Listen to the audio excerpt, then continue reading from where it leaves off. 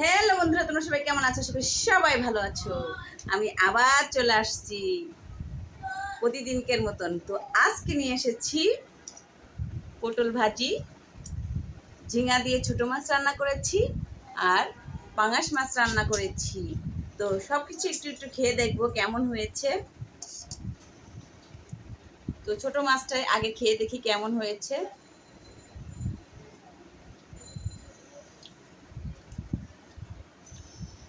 গরমের সময় ঝিঙাতে ছোট মাছ কিন্তু অনেক মজা লাগে খেতে।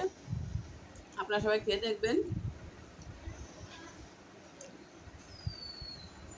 তো আমি এটা সাইডে রেখে দিই, এবার পাঙাশ মাছের ঝোল দিয়ে খেয়ে দেখি কেমন হয়েছে।